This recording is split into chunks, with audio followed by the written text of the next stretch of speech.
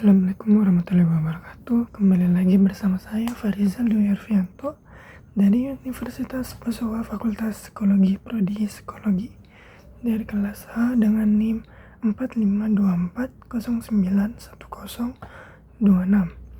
Di video saya kali ini saya akan membahas materi tentang sarana ilmiah yaitu bahasa dan matematika. Tanpa perlu berlama-lama lagi, kita langsung saja ke materinya.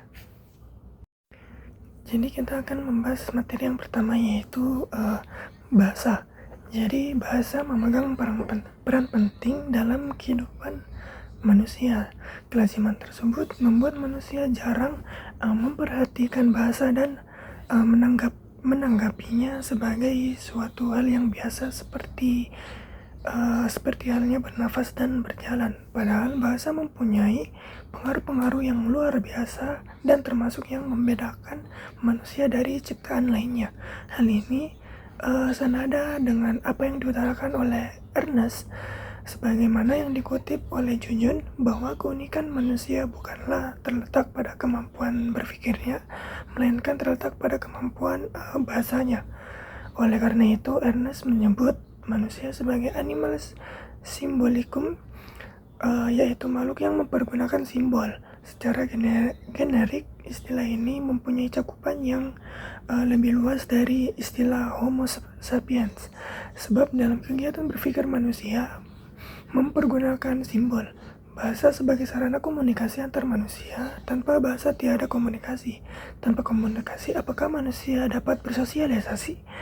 Dan apakah manusia layak disebut dengan makhluk sosial? Sebagai sarana komunikasi, maka segala yang berkaitan dengan komunikasi tidak terlepas dari bahasa, seperti berpikir sistematis dalam menanggapi ilmu dan pengetahuan.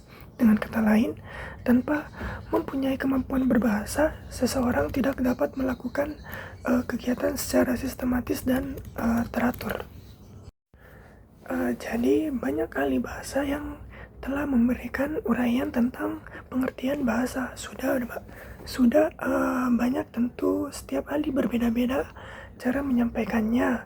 Seperti Bloch and Trager mengatakan bahwa bahasa adalah suatu sistem simbol-simbol bunyi yang arbiter yang dipergunakan oleh suatu kelompok sosial sebagai alat untuk berkomunikasi.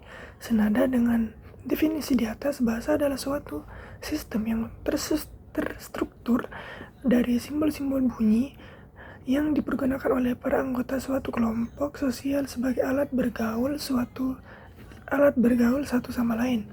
Batasan di atas memerlukan sedikit penjelasan agar tidak terjadi salah paham. Oleh karena itu, perlu diteliti setiap unsur yang terdapat di dalamnya. Seperti yang pertama itu simbol-simbol.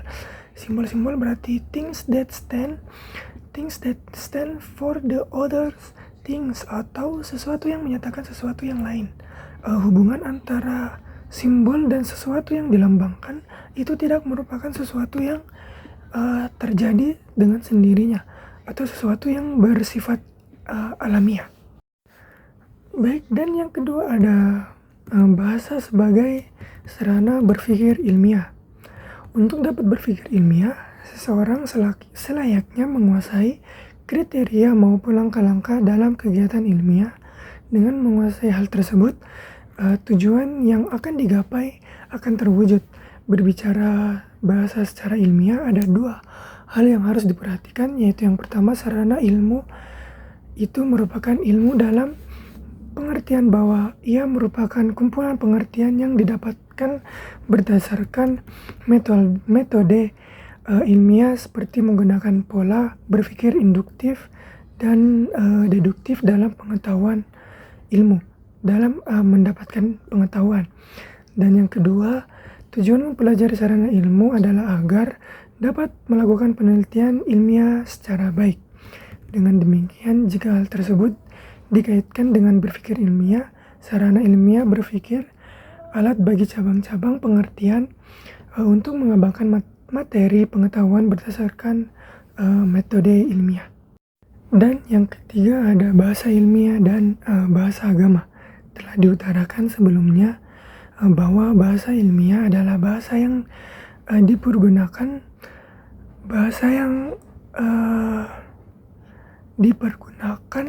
untuk dalam kegiatan ilmiah. Berbeda dengan bahasa agama, ada dua pengertian berdasar tentang bahasa agama. Yang pertama, bahasa agama adalah kalam ilahi yang terabadikan di dalam kitab suci. Dan yang kedua, bahasa agama merupakan ungkapan serta perilaku keagamaan dari seseorang atau sebuah kelompok sosial. Dengan kata lain, bahasa agama dalam konteks kedua ini merupakan wacana keagamaan yang dilakukan oleh umat beragama maupun sarjana ahli agama, meskipun tidak selalu menunjuk serta menggunakan ungkapan-ungkapan kitab suci. Walaupun ada perbedaan antara kedua bahasa ini, namun keduanya merupakan sarana untuk menyampaikan sesuatu dengan gaya bahasa yang khas. Baik, kali ini kita masuk ke matematika. Dalam abad ke-20, seluruh kehidupan manusia sudah mempergunakan matematika. Baik, matematika ini sangat sederhana, hanya untuk menghitung 1, 2, 3 maupun yang sampai yang sangat rumit, misalnya perhitungan antariksa. Demikian pula ilmu-ilmu pengetahuan semuanya sudah mempergunakan matematika, baik matematika sebagai pengembangan aljabar maupun statistik. Filosofi modern juga tidak akan tepat bila pengetahuan matematika tidak mencukupi. Banyak sekali ilmu-ilmu sosial sudah mempergunakan matematika sebagai sosiometri, psikometri, ekonometri, dan seterusnya. Hampir dapat dikatakan bahwa fungsi matematika sama luasnya dengan fungsi bahasa yang berhubungan dengan pengetahuan dan ilmu pengetahuan. Berhubungan dengan perkembangan ilmu pengetahuan tentu saja tidak lepas dari usaha para ilmuwan dalam mengembangkannya. Maka dalam hal ini akan dibahas tentang matematika sebagai salah satu sarana kegiatan ilmiah. Yang pertama ada matematika sebagai bahasa. Matematika adalah bahasa yang melambangkan serangkaian makna dari serangkaian pernyataan yang ingin kita sampaikan. Lambang-lambang matematika bersifat artifisial, pernyataan artifisial yang baru mempunyai arti setelah sebuah makna diberikan kepadanya. Tanpa itu, maka matematika hanya mengungkapkan kumpulan rumus-rumus yang mati. Bahasa verbal mempunyai beberapa kekurangan. Untuk mengatasi kekurangan yang terdapat pada bahasa verbal, kita berpaling kepada matematika. Dalam hal ini kita katakan bahwa matematika adalah bahasa yang berusaha untuk menghilangkan sifat majemuk dan emosional dari bahasa verbal. Dan yang kedua ada matematika sebagai sarana berpikir deduktif. Matematika merupakan ilmu deduktif. Nama ilmu deduktif diperoleh karena penyelesaian masalah-masalah yang dihadapi tidak didasari atas pengalaman seperti halnya yang terdapat di dalam ilmu-ilmu empirik, melainkan didasarkan oleh dedukasi, penjabaran. Bagaimana orang dapat secara tepat mengetahui ciri-ciri deduksi merupakan satu masalah yang dihadapi oleh filsafat ilmu. Matematika merupakan pengetahuan dan sarana berpikir deduktif. Bahasa yang digunakan adalah bahasa artifisial, yakni bahasa buatan. Keistimewaan bahasa ini adalah terbebas dari aspek emotif dan afektif serta jelas kelihatan bentuk hubungannya. Matematika lebih mementingkan bentuk logisnya. Pernyataan-pernyataan mempunyai sifat yang jelas.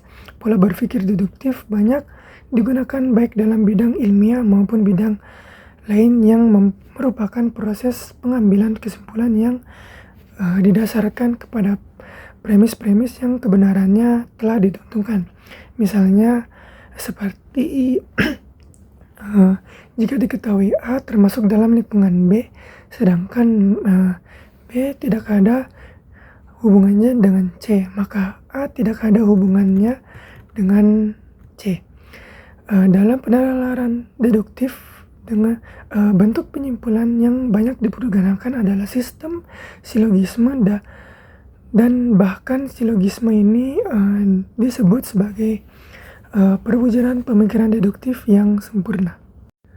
Dan yang ketiga ada matematika untuk ilmu alam dan ilmu sosial. Dalam perkembangan ilmu, pengetahuan alam matematika memberikan kontribusi yang cukup besar. Kontribusi matematika dan dalam perkembangan ilmu alam lebih ditandai dengan penggunaan lambang-lambang bilangan untuk perhitungan dan pengukuran. Di samping hal lain seperti bahasa, metode, dan lainnya, hal ini sesuai dengan objek ilmu alam, yaitu gejala-gejala alam yang dapat diamati dan dilakukan penelaahan yang berulang-ulang, berbeda dengan ilmu sosial yang memiliki objek penelaahan yang kompleks dan sulit dalam melakukan pengamatan. Jadi di samping objek penelaahan yang tak berulang, maka kontribusi matematika tidak mengutamakan pada lambang-lambang bilangan.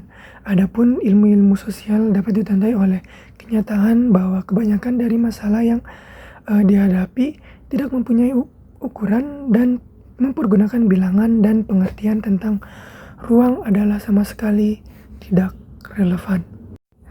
Jadi itu saja materi saya hari ini. Materi yang saya jelaskan hari ini yaitu tentang sarana ilmiah, bahasa, dan matematika.